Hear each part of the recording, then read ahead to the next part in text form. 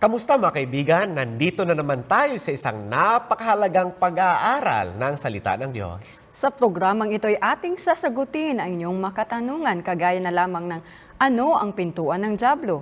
Pwede ba nating kausapin ng mga patay? Ano ang kulto? Lahat ng yan dito lang sa Mysteries of Prophecy. Ako si Kevin Pingol Ako naman po si Jessa Lupingol. at kami ang inyong mga tagapagsalita sa programang ito. Ating pong i-review ang ating huling episode. Ating tinalakay sa ating last episode, Mysteries of the Mummies. Question number 1. Sulat niyo po kung kahit anong papel na meron kayo dyan. Ano ang kaluluwa ay mortal o immortal? Question number 1. Question number 2, tama o mali. Ang buhay na kaluluwa ay pinagsamang alabok at hininga ng buhay. Number 3, ayon sa Biblia, gaano karami ang alam ng mga namatay na? Pangapat na tanong, tama o mali. Ayon kay Jesus, ang mga patay ay natutulog sa libingan at naghihintay sa muling pagkabuhay. Number 5, oo o hindi, hawak ba ng mga taga-Ehipto ang katotohanan patungkol sa estado ng kamatayan? Tingnan natin. Ma-perfect ninyo kaya ang ating mga questions? Tingnan natin. Question number 1. Tanong. Ang kaluluwa ay mortal o immortal? Check your own paper. Ang tamang sagot ay Mortal. mortal. Ang buhay na kaluluwa ay pinagsamang alabok at hininga ng buhay. Ang sagot ay tama. Tama. Kaya tanong. May kaluluwa ka ba? Wala. Dahil tayo ay buhay na kaluluwa. Wala tayong kaluluwa dahil tayo ay kaluluwa. Number 3, tanong. Ayon sa Biblia, gaano karami ang alam ng mga nangamatay na? Ang sagot ay wala. 0. Wala silang alam.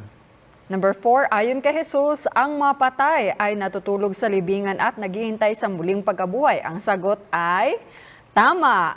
Number 5, oo o hindi. Hawak ba ng mga taga-Ehipto ang katotohanan patungkol sa estado ng tao sa kamatayan? Ang sagot ay hindi.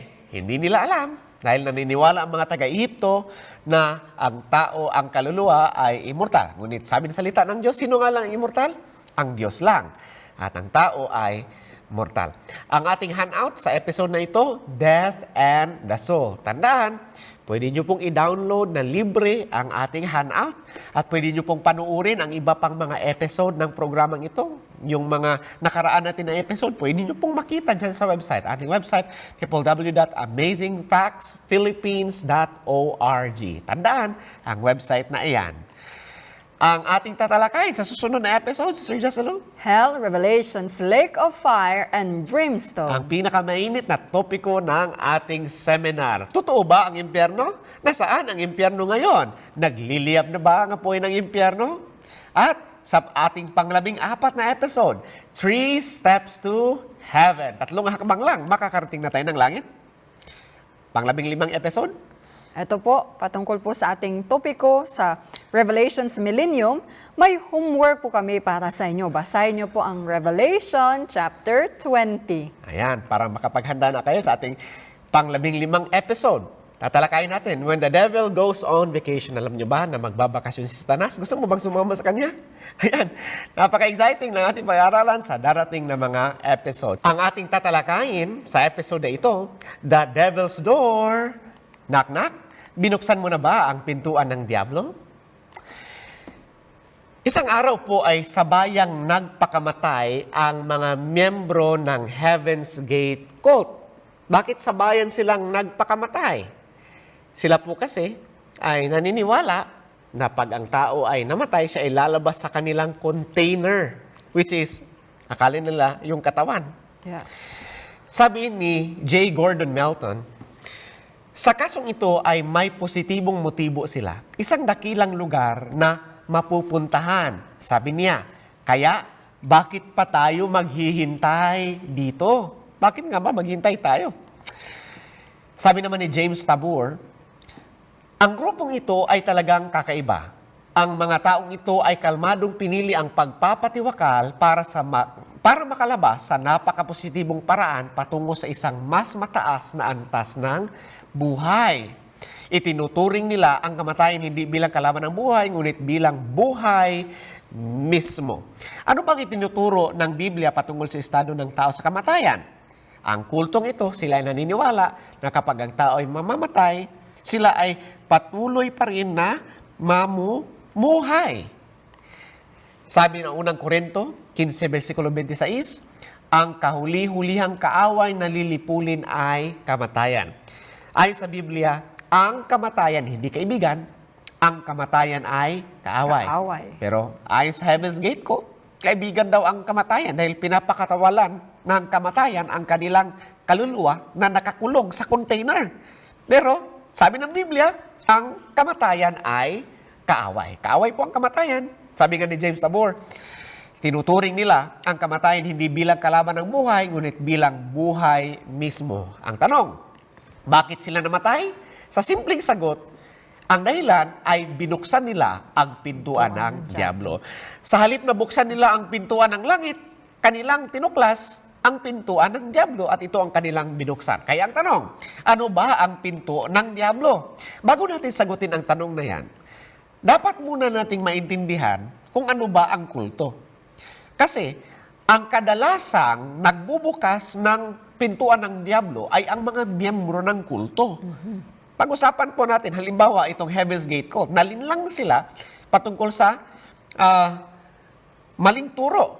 Kaya binuksan nila ang pintuan ng Diablo. Dahil po sa mga kulto ay maraming tao ang sabay nagpapakamatay. Gagaya na lang po na nangyari doon sa Jonestown, Guyana. Sobra po or higit sa 900 katao ang namatay sa maramihang pagpapakatiwakal. Napakaraming tao pong namatay dahil sa maraming maling turo ng mga kulto. Sa Kristiyano, ang kulto ay kapag kahit anong grupo na hindi tumatanggap kay Kristo bilang Panginoon at tagapagligtas at sa Biblia bilang pundasyon ng pananampalataya. Yan po ang kulto sa perspektibo ng Kristiyano. Si Sir Jasalo, ano bang mga palatandaan para makilala natin ang kulto? Unang-una, nagsisisunod sa taong pinuno sa halip kay Kristo itong mga kulto. Sabi nga sa John 14 verse 6, sinabi sa kanya ni Jesus, "Ako ang daan at ang katotohanan at ang buhay. Sino man ay hindi makakaparoon sa Ama kundi sa pamamagitan ko." Alam mo ba, maraming mga tao, alam nila ang katotohanan, alam nila ang kautusan ng Diyos, pero hindi nila sinusunod kung ano ang halimbawa ni Jesus. Sa halip, sinusunod nila ang tao, ang kanilang mga pinuno, sa halip na si Kristo. Kagaya na lang nang nangyari sa Heaven's Gate Cult, ang kanilang pinuno ay yan yung kanyang itsura. Ang kanyang pangalan ay si Marshall Applewhite. At sumunod sila sa turo ni Marshall Applewhite sa halip na sundan yung turo ni Jesus. Kaya nga sila ay nalinlang. Kung gusto niyo po ng ligtas na daan, dapat po na hindi kayo or kami or tayong lahat na sumunod sa tao, kundi kay Jesus lamang. Kung tayo ay tupa ni Jesus, Kaya ang susunod tanong, tayo sa Panginoong Jesus. Sino ba ang sinusundan mo? Sino ba Sabi sa sinusundan mo, John kaibigan? chapter 10 verse 4, ito Brother Kevin, pagka nailabas na niya ang lahat ng sariling kanya, ay pinangungunahan niya sila at nagsisisunod sa kanya ang mga tupa, sapagkat nakikilala nila ang kanyang tinig. Ang tupa ng Diyos, ang mga totoong tagasunod ng Diyos ay sumusunod sa kanya sapagkat kilala nila ang boses ni Jesus. Kaya eto po, wag mo akong sundin, wag mong sundin si Brother Kevin. Tanging si Jesus lamang ang iyong susundin. Huwag tayong susunod-sunod sa tao. Dapat si Jesucristo po ang ating sinusundan. Hindi ang kung sino-sinong tao. Kung anong sinasabi, anong ehemplo ni Jesus, yun yung ating gawin. Marami ding ibang mga tao ang nagsasabi sila, well, yan ang sabi ng Biblia, pero itanong ko muna sa aking pastor. Alam mo ba, Brother Kevin, hindi naman masama ang pagtatanong sa pastor, pero kapag ang sabi ng pastor ay hindi naaayon sa Biblia, kasalungat sa Biblia, ay huwag nating sundin ang pastor sa halip na sa Biblia, kundi mas mataas ang otoridad ng sinasabi ni Jesus dyan sa Biblia. Halimbawa na, yung ating pinag-aralan sa nakalipas natin na episode, yung patungkol sa Sabat. Meron kasi iba, magsabi nila, ganun pala, tanungin ko muna ang aking pastor.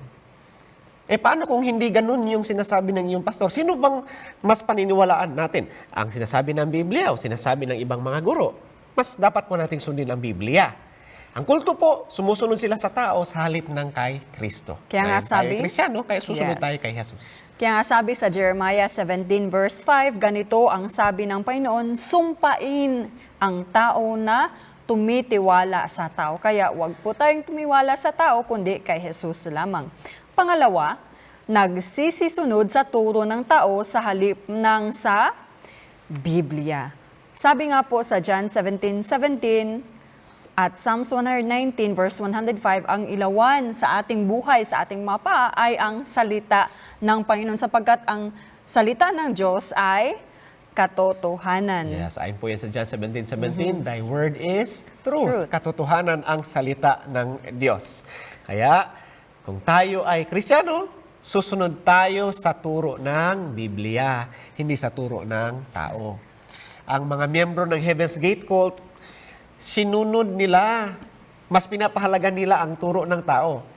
Tingnan niyo po sa screen. Yan po yung classroom ng kulto na Heaven's Gate. Mapapansin niyo po, merong maraming mga upuan dyan po, umuupo yung mga miyembro ng Heaven's Gate Cult. At merong dalawang lamesa na pinagtabi at sa ibabaw ng lamesa na yan ay merong dalawang upuan. Dalawa. Alam niyo ba kung sino umuupo dyan? Ang isang upuan, umuupo dyan si Marshall Applewhite, yung kanilang leader. Bakit dalawang upuan? Kasi nga, alam niyo ba kung sino? Kabahan kayo. Kasi ang katabi niya ay ang multo kuno ng kaniyang Namatay na girlfriend. Actually, kirida. Kasi nangyari, itong si Marshall Applewhite, nung siya ay nagkasakit, siya ay nagkaroon ng near-death experience sa hospital at pagkatapos ng kanyang near-death experience, kinasama niya na ang kanyang nurse at sila ay nagtayo ng grupo na actually ito ay naging kulto at as time passed by, namatay din yung kanyang kinakasama. Pero patuloy na nagtuturo sa kanilang klase ang multo ng kanyang kabit. Kaibigan, yan ba ay naaayon sa salita ng Diyos? Alam natin na hindi. Kaya mag-ingat tayo, baka tayo maloko ng mga kulto. Ang kulto ay nagsisisunod sa turo ng tao sa halip ng sa Biblia. Pangatlo, inuudyok ng kulto ang pansamahang pagkakawangis. Brother Kevin, ano ba ito? Gaya-gaya lang. Kung anong ginagawa ng karamihan, ganyan din ang gagawin. Tingnan niyo po itong itsura ng kulto ng Heaven's Gate Cult. Inuudyok nila ang pansamahang pangkakawangis. Ayan po, mapapansin natin. Kita niyo po sa screen. Yan po ang mga miyembro ng Heaven's Gate Cult. Ano napapansin po ninyo? Parang halos magkakamukha na sila. Pare-pareho sila ng haircut. At halos hindi mo na nga ma-differentiate kung sino ba dyan yung lalaki at sino ba dyan yung babae. Ganyan po ang ginagawa ng kulto. Magkakawangis, magkakapareho. Kung anong ginagawa ng karamihan, ganyan din ang aking gagawin. Pansamahang pagkakawangis. Alam niyo po, maraming Kristiyano, maraming mga tao, ang ganyan din ang ginagawa. Sinasabi nilang Kristiyano daw sila, pero ang ginagawa lang nila, ginagaya lang nila kung ano yung ginagawa ng karamihan. Sinasabi nila, ginagawa ito ng lahat. Malamang ito ay tama. Pero yan ba ang ating basihan ng katotohanan? Hindi. Dapat, kung anong sinasabi ng Biblia, yan ang tama. Hindi ibig sabihin na ginagawa yan ng karamihan, yan ay tama. Kasi ang ginagawa po ni Satanas, gumagamit siya ng peer pressure. Tayo ay kanyang pinipiga gamit ang ating mga kaibigan, ang ating mga kakilala. Kapitbahay. Kadalasan pa nga, ginagamit niya ang ating mga kamag-anak. Sinasabi ng ating mga kamag-anak, ganito na yung ating paniniwala noon. Pero, kung alam natin na salungat niya si tinuturo ng Biblia, sino bang dapat natin sundin? Gagaya-gaya na lang ba tayo sa iba? O susunod tayo sa maliwanag na sinasabi ng salita ng Diyos? Ginagawa ni Satanas ang pagkontrol sa isipan. Huwag tayong papayag na sino man ang kukontrol, maghahawak sa ating isipan, dapat tayo ang magdesisyon. Tandaan po natin, meron tayong kalayaan sa pagpili. Hindi ibig sabihin na ganyan ang ginagawa ng karamihan, ay ganyan na rin ating gagawin. Hindi ibig sabihin, ganito ang sinasabi ng taong malalapit sa atin, ay yan na rin ating gagawin. Binigyan tayo ng Diyos ng kalayaan sa pagpili. Gayahin po natin yung mga kaibigan ni Daniel. Kasi, nalala niyo po, binigyan ng Diyos ng panaginip si Haring Nabucodonosor. And of course, pinaliwanag din yun ng Panginoon kay Daniel. Ngayon, naisipan ni Haring Nabucodonosor na kontrahin iyong panaginip, yung propesya. Kaya, nagpagawa siya ng imahe na purong ginto. Yes. At ipinag-utos niya sa lahat ng mga mamamayan na kapag narinig na yung hudyat, sige, sabihin natin tambol, o ganon. Yung tunog. Tumunog na yung hudyat, lahat ay dapat yuyuko doon sa imahe. Pero merong tatlong kaibigan si Daniel, si Azariah, at iba pang Shadrach, Meshach, at saka si Abednego. yes, Abednego, should I say. Yan silang tatlo, sila ay, nung tumunog na yung hudyat, aba, yumuko ba sila? Ang ibang mga tao sa kanilang paligid lahat yumuko. Kaya nga kitang-kita sila dahil sila lang yung nanatiling nakatayo. Pero hindi po sila natakot. Hindi sila nagpapigil na tumayo para sa Panginoon. Proverbs 16 verse 25, tanda natin, basahin po natin lahat. May daan na tila matuwid sa tao, ngunit ang dulo niyaon ay mga daan ng kamatayan. Hindi ibig sabihin yan ang ginagawa ng karamihan, yan ay tama. Kagaya na lang nung nangyari sa kapanahunan ni Noe. Ilan bang narigtas? Marami ba? Tama ba ang karamihan? Alam natin na kahit sa kapanahunan ni Noe, ang karamihan ay nagkamali. And I can imagine, siguro kapag tayo ay nakikinig noon sa lecture ni Noe, halimbawa, ikaw, kaibigan, nakikinig ka habang nagsasalita si Noe, at iniisip mo, oh, tama itong sinasabi ni Noe. Tapos, sasabihin ng iyong kasama, nakikinig ka dyan sa kulto na iyan? Ba? Tanong, pinuno ba ng kulto si Noe? Hindi. Siguro, kaibigan, habang ikaw ay nanunood dito sa ating programa na Messages of Prophecy, I do believe marami kang katotohanan na natutunan. At ang Panginoon ang gumawa ng paraan para malaman mo ang katotohanan na yan. At kapag ninais mong sundin yung katotohanan galing sa salita ng Diyos, may mga tao na hindi makakaintindi sa'yo. Sabihin niya, sasama ka na dyan sa grupo na yan, susundan mo yung turo na yan, magiging kulto ka na ba? Tandaan po natin, hindi po pagiging kulto ang pagsunod sa Diyos. Hindi, ibig sabihin na kapag sumunod tayo sa Diyos ay kulto na tayo. Kapag sumusunod tayo sa Diyos, sumusunod tayo sa Kanya dahil nga mahal natin ang Panginoon at huwag natin ikahiya ang Panginoon. Huwag tayong basag-basalang gagaya sa karamihan. Ang kulto po, sila po ay nalinlang. Huwag tayong tutulad sa nangyari sa kapanahunan ni Noe. Maraming mga tao ang nalunod. Milyon-milyon. Yes. Dahil nga, hindi sila sumunod sa katotohanan. Nagpadala sila sa kanilang kasamahan. Hindi ka makakasunod sa katotohanan habang sumusunod ka rin sa karamihan. Because kadalasan, ang karamihan, hindi nila sinusunod ang katotohanan. Kaya kung gusto nating malaman talaga o matanggap yung katotohanan, dapat sundan lang natin kung ano yung sinasabi ng salita ng Diyos at huwag tayong gagaya-gaya sa iba. Isa pang palatandaan para makilala ang kulto ay nalinlang patungkol sa estado ng tao sa kamatayan. Inuulit ng mga kulto sa panahon ngayon ang sinaunang kasinungalingan. Anong mga kasinungalingan na yan? Number 1, walang kamatayan. Number 2, ang tao ay Diyos. At number 3, karunungan sa sarili ay kaligtasan. At ito po ay magdadala sa atin upang ating mabuksan ang pintuan ng Diablo. Balikan po natin yung Heaven's Gate cult. Sabi dyan ni James Tabor, ang grupong ito ay talagang kakaiba. Ang mga taong ito ay kalmadong pinili ang pagpapakamatay upang makalabas sa napakapositibong paraan patungo sa isang mas mataas na antas ng buhay. Ang kamatayan ay nagdadala ba sa atin ng mas mataas na antas ng buhay? Sa mas mataas na level? Mas mataas na level? Diba, kagaya yan nung sinasabi ng iba, na kapag mamatay ang tao, lulutang siya, lalabas siya sa kanyang katawan. At habang iniisip ko yan, parang Ibig sabihin, kapag namatay tayo, parang na tayong magiging superhero niya. Masaya ang buhay? Parang masaya nga, no? Kasi kung totoo yung sinasabi na kapag tayo mamamatay, lalabas yung kaluluwa sa katawan at ayun na, lulutang-lutang na lang, lilipad-lipad na, tatagos-tagos sa dingding. Kung ganun pala, hindi ba ang saya mamatay?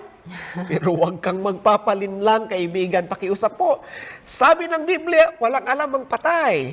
Hindi po siya lulutang-lutang sa kahanginan. Ang kulto ay nalinlang patungkol sa estado ng tao sa kamatayan. Ang Heaven's Gate cult, ganyan ang kanilang paniniwala. Kaya sabi nga nila, itinuturing nila ang kamatayan na hindi kalaban ng buhay, ngunit bilang ang buhay mismo. Sabi, ito yung kasinungalingan. Kung ikaw ay mamamatay, hindi ka talaga patay. Yung paniniwala na kapag ang tao ay mamamatay, lulutang yung kanang kaluluwa, patay ba talaga yon? Meron pa nga tayong nakikita sa television na ganyan, hindi po ba? Patay, tapos naglalakbay, nakikipag-usap yung kanyang kaluluwa. Alam po natin na hindi ganyan itinuturo ng Biblia. At ang paniniwala na yan, ang paniniwala na kapag ang tao ay patay, hindi talaga siya patay, yan po ang bukasan, yan po yung hawakan ng pintuan ng Diablo. Yes. Alam niyo po, ang kaibahan lang ng kulto at ng mga Kristiyano ay ang destinasyon.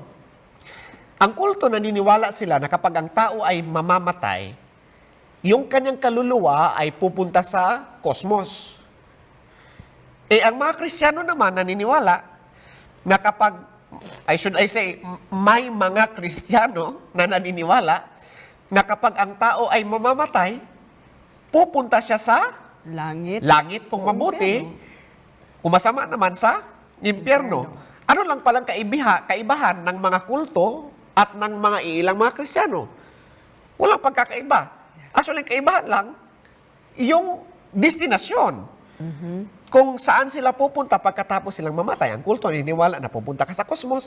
Ang ilang Kristiyano naman naniniwala na pupunta ka sa langit or sa impyerno. Actually, Brother Kevin, yung channeling or yung pakikipag-usap ng mabuhay sa mapatay ay ang pintuan ng Diablo. Yes. Ngayon ang tanong, sino ba ang maboses sa libingan? Tingnan natin. Isa pang tanong, sino ang mga espiritu sa espiritismo? Mapangani ba ang pakikipag-usap sa espiritu ng patay? Bubuksan ba natin ang pintuan ng Diablo? Gusto mo bang buksan? Kung gusto mo, maaari ikaw ay makipag-usap sa patay. Pero ayaw ng Panginoon yan. Sabi nga sa Isaiah 8, chapter 8, verse 19 and 20, babasahin natin, Brother Kevin. Isaiah chapter 8, verse 19 and 20. Ito sabi ng Panginoon na ayaw niya na tayo ay makipag-usap or makipanayam sa mga nangamatay na. Babasahin natin. Amin po, we are encouraging you na kung meron kayong Biblia dyan, nakatabi, o dalang hawak ninyo, buksan nyo po. Sabay-sabay po natin basahin ang salita ng Diyos. Isaiah 8, 19 and 20. At pagkakanilang sasabihin sa inyo, hanapin ninyo silang nakikipagsanggunian sa masamang espiritu at mga manghuhula na nagsisihuni at nagsisibulong. Hindi ba marapat na sanggunian ng bayan ang kanilang Diyos? Dahil baga sa mga buhay ay sasangguni sila sa mga patay? Yes.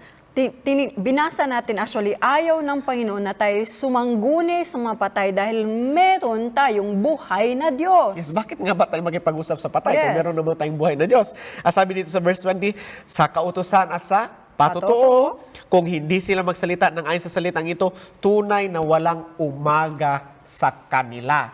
Sinasabi na salita ng Diyos na walang alam ang patay. Kaya kapag tayo ay makikipag-usap sa mga patay, kasalungat po yan sa tinuturo ng Biblia. At sabi ng Biblia, wala pong umaga sa atin kapag ganyan ang ating ginagawa. At pati na rin sa mga taong gumagawa ng ganyan, nakikipag-usap sa mga patay.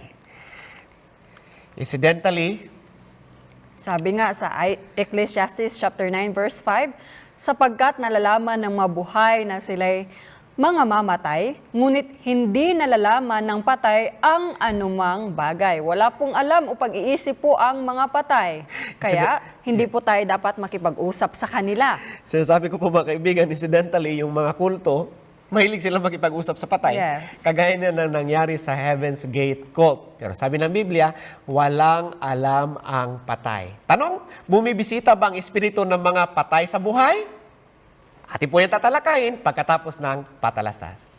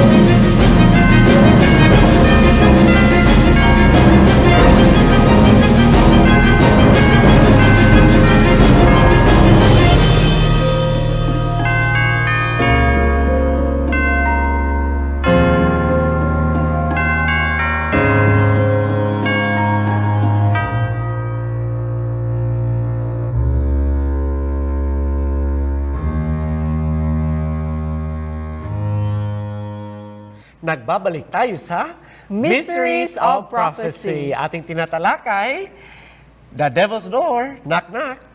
Ibigan, bumibisita ba ang espiritu ng mga patay sa buhay?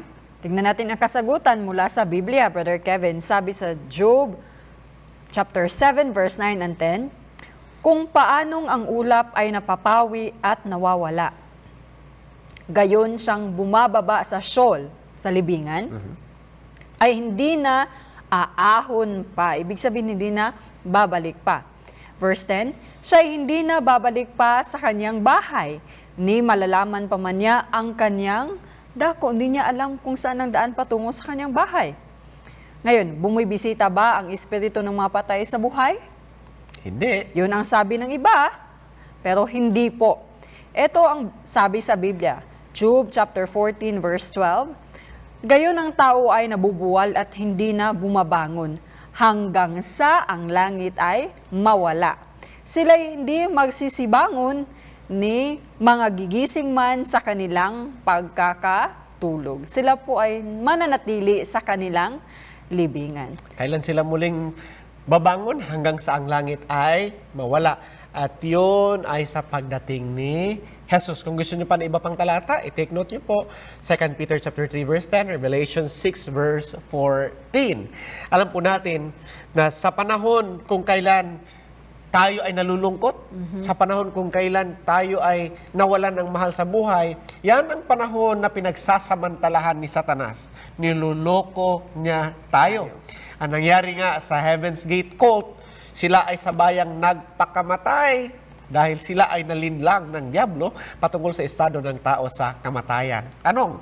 Maaari kaya si Sir Jasalo na si Satanas ay magpakita bilang ating mga nangamatay na mahal sa buhay? Yes, kayang-kaya niya yan. Sabi nga sa 2 Corinthians chapter 11 verse 14. Sabi diyan, at hindi katakataka sapagkat si Satanas man ay nagpapakunwaring anghel ng kaliwanagan. Siya ay nagkukunwaring anghel ng liwanag at kaya niyang gayahin at kaya niyang magbalat kayo na ating mga mahal sa buhay or kaibigan natin. Now, Revelation chapter 16 verse 14, sabi diyan, sapagkat sila ay mga espiritu ng mga demonyo na nagsisigawa ng mga tanda. May mga tao kasing nagsasabi na nakakita na daw sila ng mga multo, ganon. Yun ay sabi dito sa ating binasa, sila ay espiritu ng mga demonyo na nagsisigawa ng mga tanda. Kasi maraming ginagawa niya, pakikipag-usap sa mga patay. Kapag may sumagot, sino yun? Hindi yun yung patay. Of course. Yung sumagot ay yung espiritu ng mga demonyo. Ang kulto, sila po ay nalinlang patungkol sa estado ng tao sa kamatayan. Si Marshall Applewhite, incidentally, nakaranas po siya ng near-death experience. At ayon sa kanyang near-death experience, nakakita siya ng pangitain. Maybe nakapunta siya sa impyerno o kung ano man. At siya ay muling nagising. At ewan ko kung anong leksyon ang kanyang nakuha doon sa kanyang near-death experience dahil pagkatapos niyang magising sa kanyang pagkakamatay ko, ay Sumama na siya sa kanyang nurse. Iniwan yung kanyang asawa. Ganun dapat gawin ng isang Kristiyano, alam natin na hindi. At kung ano mang nangyari doon kay Marshall Applewhite, iba po, hindi po yun naayon sa Biblia. Ano ba ang mangyayari sa isang tao kapag siya ay namatay? Alam po natin na kapag tayo mamamatay, siya ay namatay. Nawawala ang kaluluwa.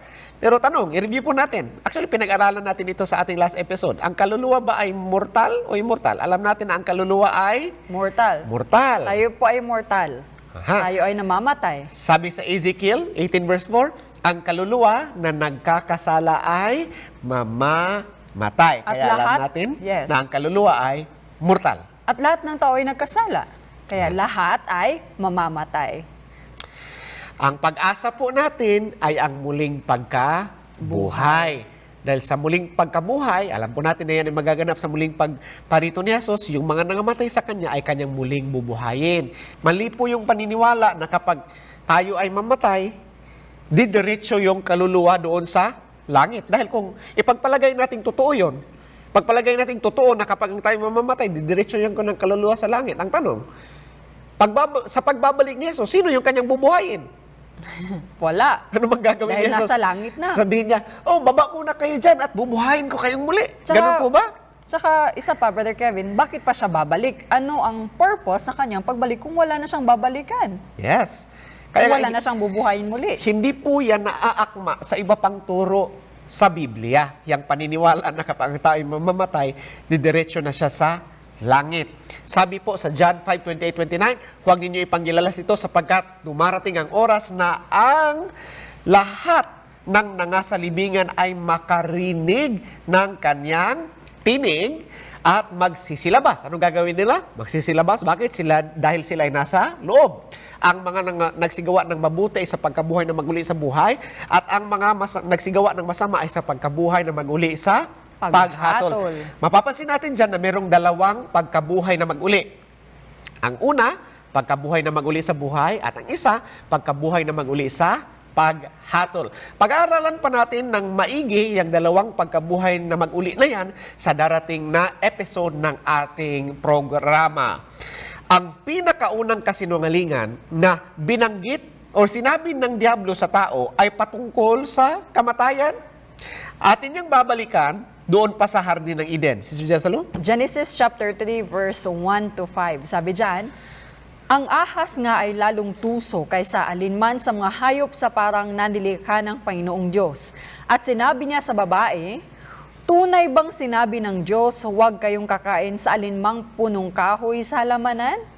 Alam mo ba, maraming mga taong nakikipag-usap sa dyablo pero hindi nila alam na nakikipag-usap na pala sila sa kanya. Ito naman si Eva, hindi niya alam na ito palang kinakausap niya ay ginagamit ng dyablo pero hindi niya alam yon kaya nakipag-usap siya. Kala niya ahas lang. Kala Pero niya ahas lang. Si Satanas pala yun. Yes. Verse 2, at sinabi ng babae sa ahas, sa bunga ng mga punong kahoy sa lamanan ay makakakain kami.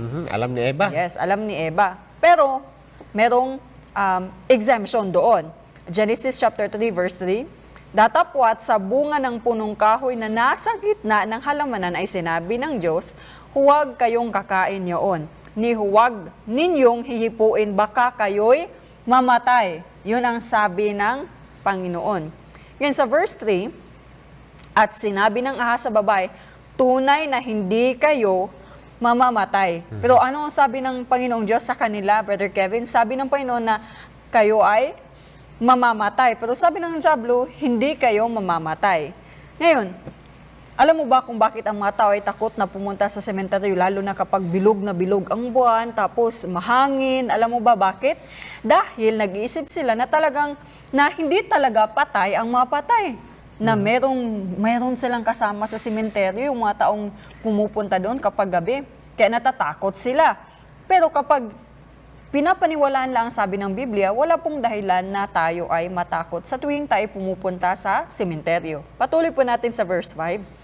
Sapagkat talastas ng Diyos na sa araw na kayo kumain niyaon ay madidilat nga ang inyong mga mata at kayo'y magiging parang Diyos. Di ba para itong mas mataas na level, Brother Tataas Kevin? yung level, Eva, kapag kainin Ikaw mo iyang bunga. yes, ikaw ay magiging parang Diyos.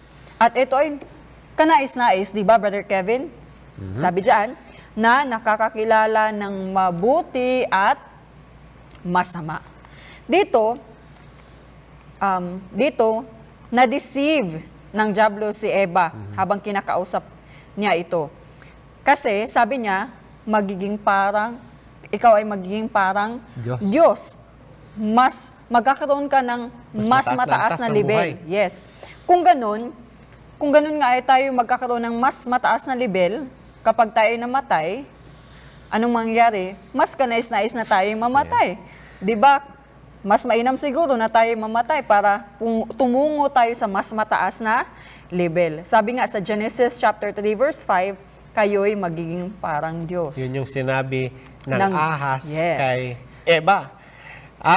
Pero ito ay kasalungat sa sinabi ng Diyos. Sabi ng Diyos, kayo'y mamamatay. Ngunit sabi ng ahas, hindi kayo mamamatay. Ang tanong ngayon, sino bang nagsinungaling? Sino nga ba? Ang Diyos o ang dyablo? Nagsisinungaling po ba ang Diyos? Hindi. Alam natin na hindi nagsinungaling ang Diyos.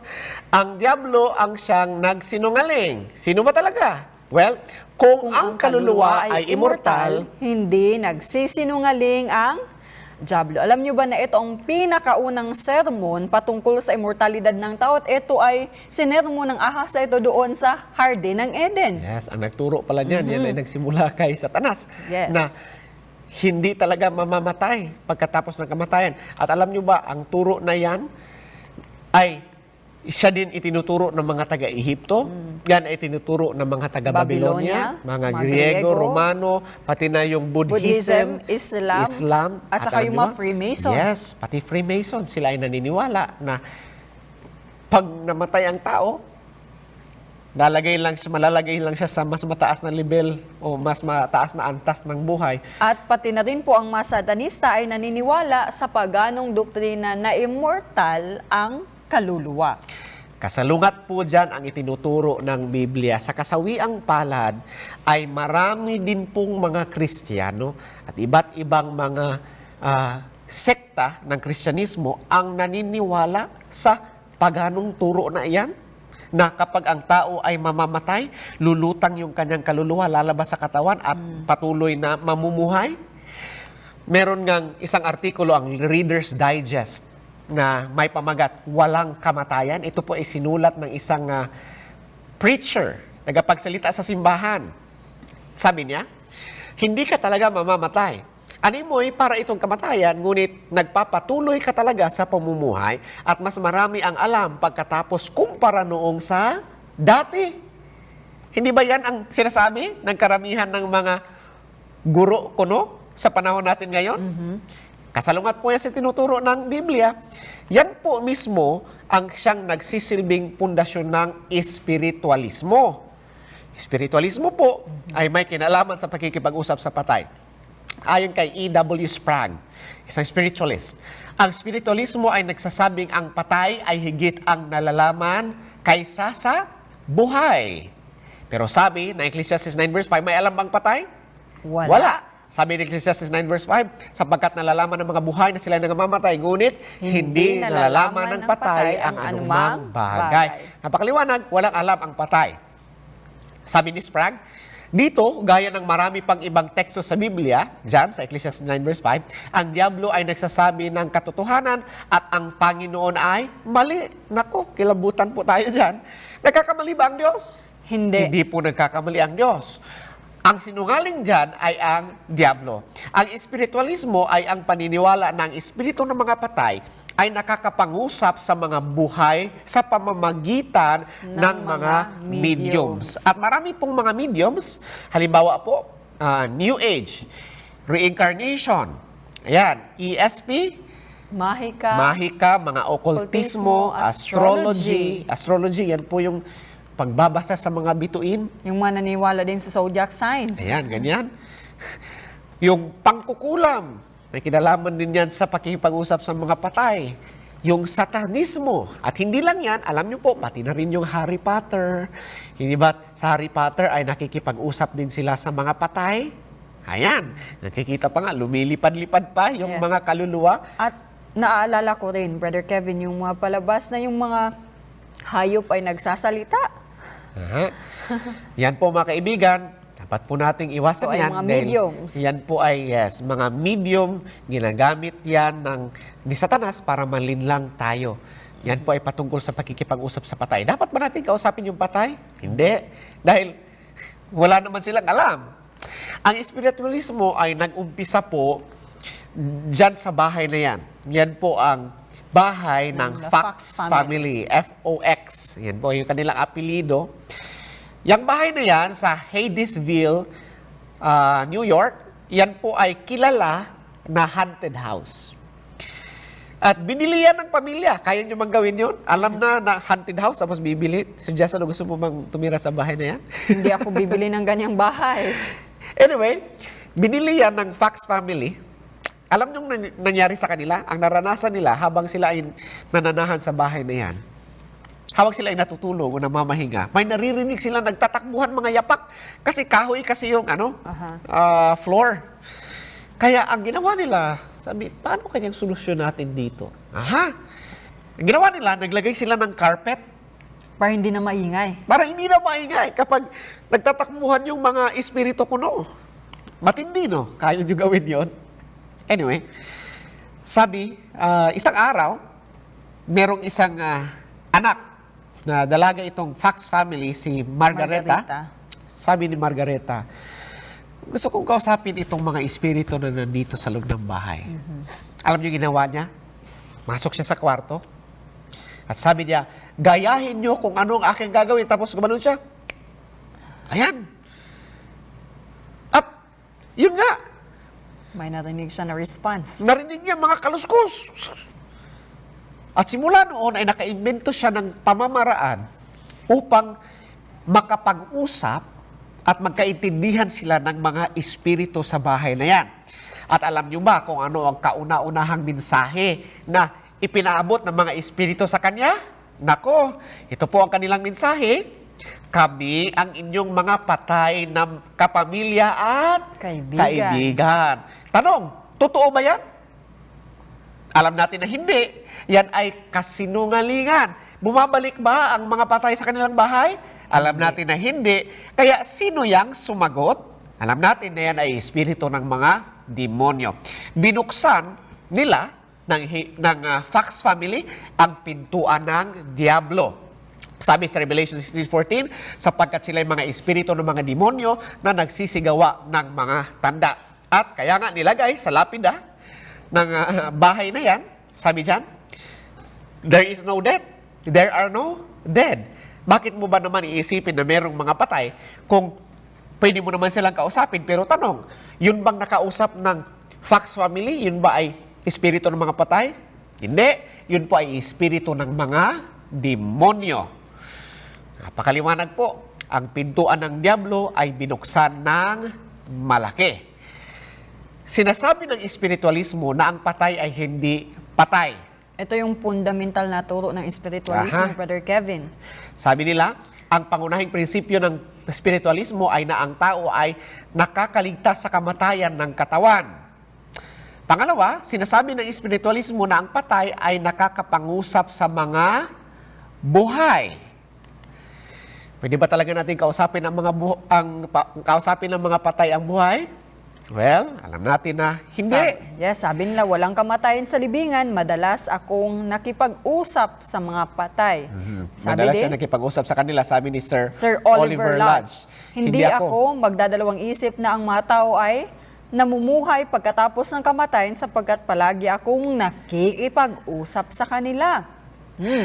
Sabi sa Ecclesiastes chapter 9 verse 5, sapagkat nalalaman ng mabuhay na sila'y mga mamatay, ngunit hindi nalalaman ng patay ang anumang bagay. Nalinlang si Sir Oliver. Akala niya yung kinakausap niya ay espiritu talaga ng patay. Pero yung kinausap niya ba ay espiritu ng mga patay? Hindi. Alam natin. May alam ba ang patay? Wala. Ayon sa Ecclesiastes 9 verse 5. Kaya sino yung sumagot kay Sir Oliver? Revelation 16 verse 14, Brother Kevin, sabi diyan, sapagkat sila'y mga espiritu ng mga demonyo na nagsisigawa ng mga tanda. Huwag na huwag tayong magpapaloko sa mga espiritu na iyan.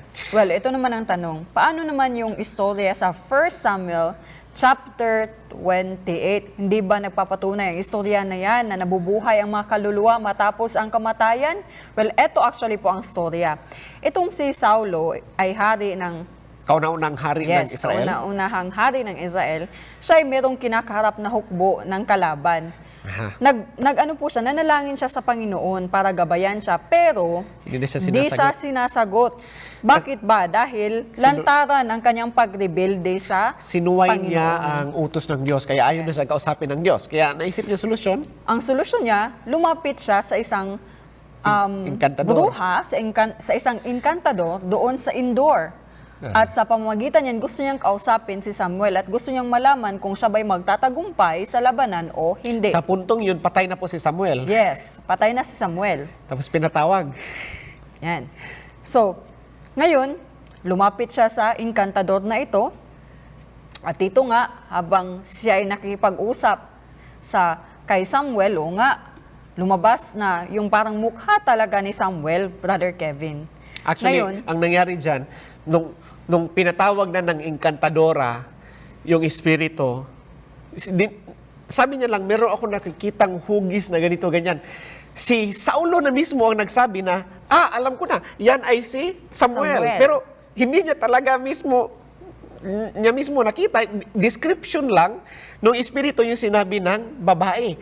Pero tanong, si Samuel ba talaga yung nagpakita? Ang tanong, Brother Kevin, nakipag-usap ba ang Diyos kay Saul? Hindi, alam natin dahil hindi nga siya sinagot ng Panginoon. Sino ba ang nagbabalat kayo itong parang si Samuel? Yan, walang iba ay ang Diablo. Espiritu ng mga demonyo. Sabi nga sa aklat na Patriarchs and Prophets, page 679, iyon ay hindi ang banal na propeta ng Diyos na lumabas sa bigkas ng isang mangkukulam. Si Samuel ay wala sa yungib ng masasamang espiritu na iyon. Ang milagrosong pagpapakita ay gawa lamang ng kapangyarihan ni Satanas. Madali lang sa kanya na gayahin ang anyo ni Samuel na gaya ng pagkaanyo niya bilang anghel ng liwanag nang sinubok niya si Jesus sa ilang. Kaya hindi po si Samuel ang nagpakita kay Saul doon sa pagtawag ng encantadora. Ipinagbabawal po mahigpit ng Biblia ang pakikipag-usap sa mga patay. Napakaliwanag po niyan. Bawal ang pakikipag-usap sa patay. Napakadelikado po. Kaya wag po natin kakausapin ng patay. Kung gusto niyo po ng talata, alalahanin niyo po, isulat niyo. Deuteronomy 18 verse 10 to 12. Ipinagbabawal ng Diyos ang pakikipag-usap sa patay. Dahil ito po ay ang pintuan ng Diablo. At alam ko po, marami pong iba't ibang paraan para kausapin ng patay. Merong gumagamit ng spirit of the glass, merong iba gumagamit ng mga kandila, nilalagay sa, sa basin. Wag po natin kausapin ng patay. May alam ba ang patay? Wala. Kapag kausapin natin yung patay, baka may sumagot. At kapag may sumagot, sino yon? Yun ay espiritu ng mga demonyo. Ang tanong, Brother Kevin, kailan ba natin matatanggap ang immortalidad? Kailan kaya? 1 Corinthians 15 verse 51 to 55. Narito, sinasaysay ko sa inyo ang isang hiwaga. Hindi tayong lahat ay mga tutulong, ngunit tayong lahat ay babaguhin. Tayo'y babaguhin sapagkat kinakailangan na ito'y may kasiraan ay magbihis ng walang kasiraan. At itong may katawan ay magbihis ng walang kamatayan.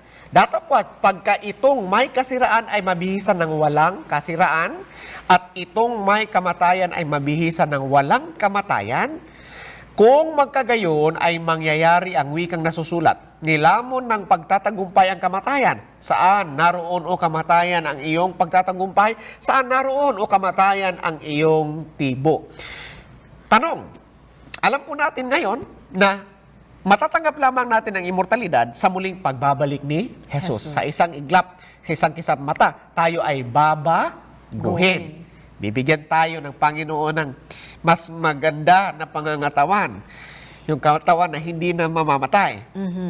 Pero ngayon ang tanong, ang mga anghel ba, ang mga anghel ay nagpapakita ba sila bilang ating mga mahal sa buhay? Ng mga namatay na? Tandaan po natin, ang mga anghel ay hindi po espiritu ng mga pumanaw nating mga mahal sa buhay. Kasi meron ko naririnig na turo na ganyan. Na yung kapag ang tao ay namatay, siya daw magiging anghel. Hindi po ganun. Iba po yung anghel. Nagpapakita ba ang mga anghel sa mga tao? Ang sagot ay? Oo. Yes, nagpapakita ang mga anghel. Pero, tanong, nagpapakita ba sila bilang espiritu ng ating mga yumaong mga mahal sa buhay? Ang sagot ay hindi. Hindi po yan gagawin ng anghel dahil kapag gagawin nila yan, anong ginagawa nila? Nanluloko sila. Nanluloko po ba ang anghel? Hindi po nagsisinungaling ang anghel. Ngayon, paano sila nagpapakita?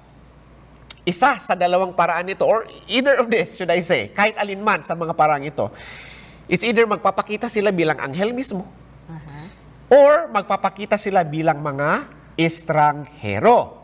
Yan po ang iba't ibang paraan ng pagpapakita ng mga anghel. Kaya nga sabi sa Hebrews 13 verse 2, huwag ninyong limutin ang pagpapakita ng pag-ibig sa mga taga-ibang lupa, sapagkat sa pamamagitan nito ang iba'y walang malay na nakakapagpapatuloy ng mga anghel. Kaya nga, welcome po natin kapag meron estranghero. Malay natin, sila ay mga anghel. Pero kailanman hindi magpapakita ang mga anghel bilang multo ng ating mga nangamatay na mahal sa buhay. Kaibigan, kapag ang ating pananampalataya ay ilagay lamang natin sa salita ng Diyos, makakaiwas tayo sa walang kabuluhang takot. Tayo ay makakaiwas sa mga kalukuhan ni Satanas. Huwag po nating bubuksan ang pintuan ng Diablo. Alam na natin ngayon kung anong pintuan ng Diablo. Yun ay ang pakikipag-usap sa mga patay. Yan ay mahigpit na ipinagbabawal ng salita ng Diyos. Ang pakikipag-usap sa mga espiritu ng patay, ito po ay ang pintuan ng Diablo. Tandaan po natin, may alam ba ang patay? Wala. Ecclesiastes 9 verse 5, sapagkat nalalaman ng mga buhay na sila'y mga mamatay. Ngunit sabay-sabay, hindi nalalaman ng patay ang anumang bagay. Alam po natin na ang patay walang alam. At hindi pong natutunan sa episode na ito, ang mga kulto, sila ay nagsisunod sa taong pinuno sa halip na kay Kristo. Sila ay nagsisunod sa turo ng tao sa halip ng sa Biblia. At ang kulto ay inuudyok ang pangsamahang pagkakawangis. Gaya-gaya lang sa karamihan.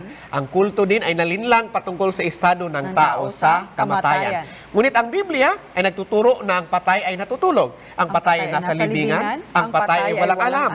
Ang patay ay hindi babalik sa kanilang mga tahanan.